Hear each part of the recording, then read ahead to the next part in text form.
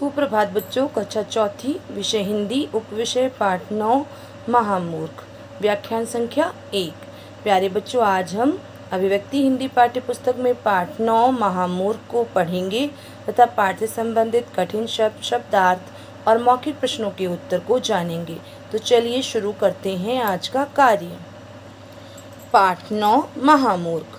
देखिए बेटा, आपको चित्र दिखाई दे रहा है ना, उसमें ये 3 दोस्त भी दिखाई दे रहे हैं। चलिए इन्हीं के बारे में इस कहानी को पढ़ते हैं और इनके बारे में और अच्छी तरह से जानते हैं। चंदू, गंजू और भोलू 3 दोस्त थे।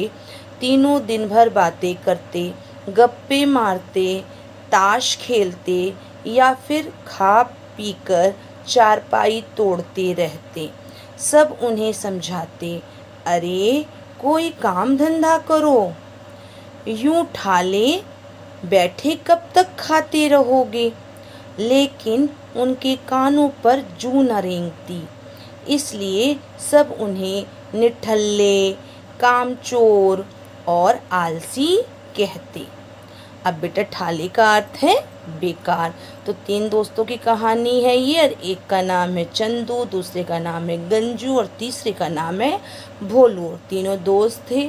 तीनों दिन भर बातें करते रहते, या तो गप्प मारते या फिर ताश खेलते और खा पी करके चारपाई पर सो जाते, यानी कि चारपाई तोड़ते रहते। जब उन्हें कोई समझाता और कहता कि अरे कोई काम धंधा करो, यूं ठाले बैठे कब तक खाते रहोगे, लेकिन उन्हें उनके ऊपर कोई फर्क नहीं पड़ता और इसीलिए सब उन्हें निठल्ले, कामचोर और आलसी कहते थे। आगे पढ़ते हैं।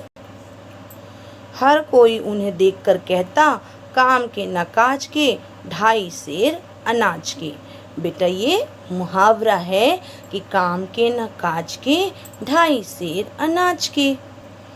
इसका अर्थ है कि उनके पास कोई काम तो नहीं था, मतलब काम धाम तो वो कुछ करते नहीं थे, लेकिन खाना खाने के लिए उन्हें थाली भरकर भोजन चाहिए था। आगे बढ़ते हैं। गांव वालों के ऐसे ताने सुन सुनकर भी परेशान हो गए। आखिर एक दिन गांव वालों के ऐसे ताने सुन सुनकर भी परेशान हो गए।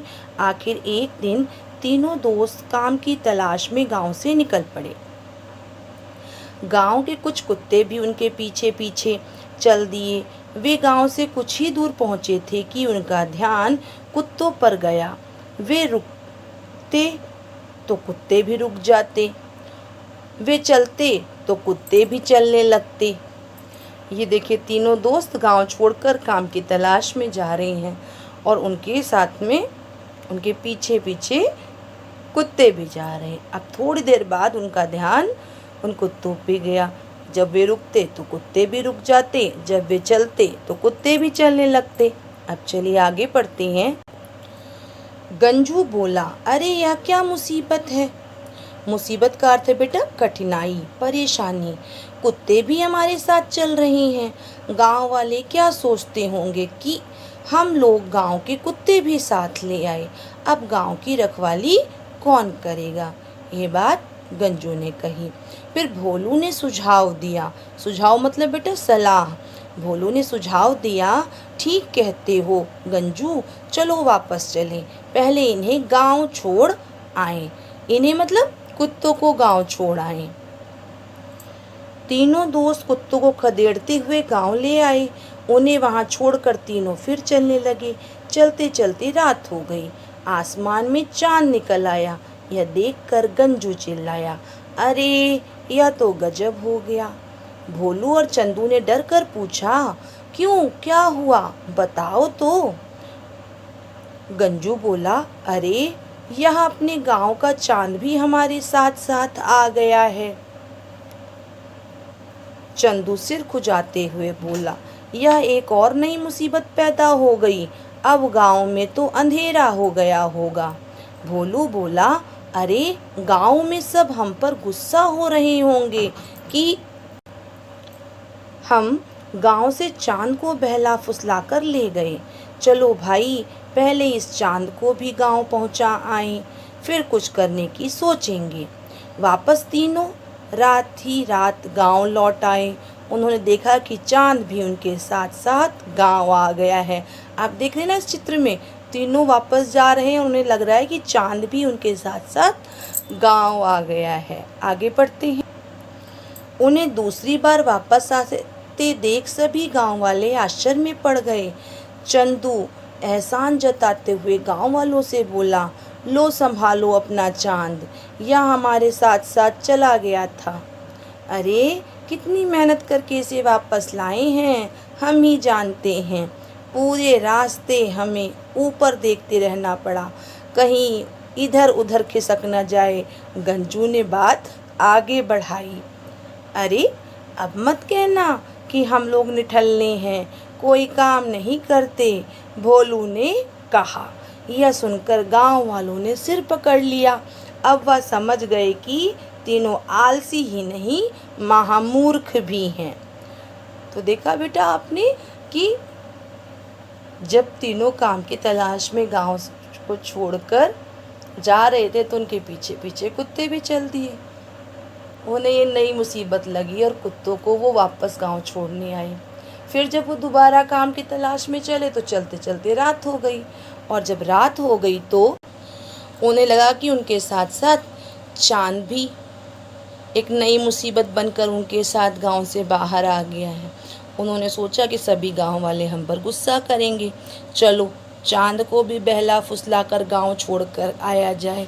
फिर तीनों चांद को छोड़ने के लिए गांव की ओर चल देते हैं, और जब गांव में पहुंचते हैं तो सभी गांव वाले आश्चर्य में पड़ जाते हैं।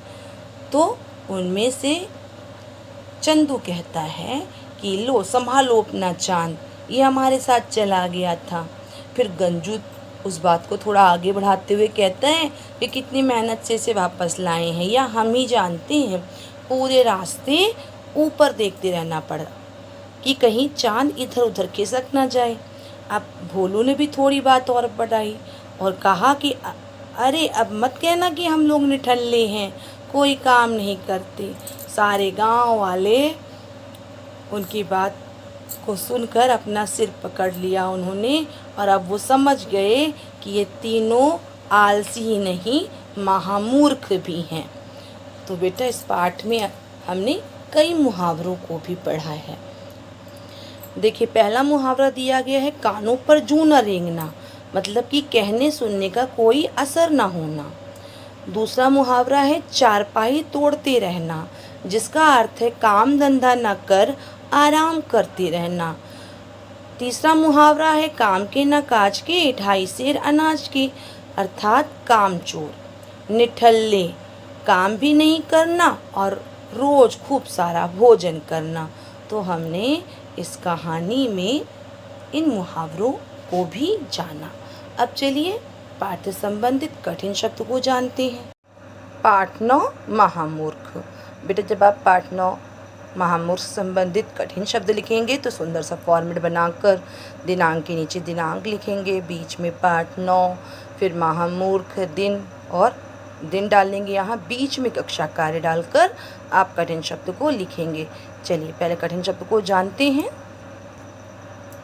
नंबर 1 गप्पे, नंबर 2 चारपाई, नंबर 3 रेंगती, नंबर 4 आलसी, नंबर 5 निठल्ले, नंबर 6 मुसीबत, नंबर 7 अंधेरा, नंबर 8 चिल्लाया, नंबर 9 एहसान, नंबर 10 महामूर्ख, नंबर 11 गुस्सा, नंबर 12 आश्चर्य, नंबर 13 एहसान, नंबर 14 मेहनत, नंबर 15 महामूर्ख। तो बेटा इस प्रकार से हमने पाठ से संबंधित कठिन शब्दों को जान लिया। अब चलिए शब्दार्थ को जानते हैं। शब्दार्थ शब्द अर्थ। नंबर 1 ठाले, ठाले का अर्थ है बेकार। नंबर 2 मुसीबत, मुसीबत का अर्थ है कठिनाई परेशानी। नंबर 3 सुझाव, सुझाव का अर्थ है सलाह। नंबर 4 गांव, गांव का अर्थ है बेटा ग्राम। नंबर 5 चांद, चांद को हम चंदा भी कह सकते हैं और चंद्रमा भी कह सकते हैं। नंबर 6 आलसी, आलसी का अर्थ है सुस्त। नंबर 7 महामूर्ख, महामूर्ख का अर्थ है निपट गंवार। नंबर 8 एहसान, एहसान का अर्थ है उपकार। नंबर 9 आश्चर्य, आश्चर्य का अर्थ है हैरानी। नंबर 10 मेहनत, मेहनत का अर्थ है श्रम। तो इस प्रकार से बेटा हमने पाठ से संबंधित शब्दार्थ को भी जान लिया।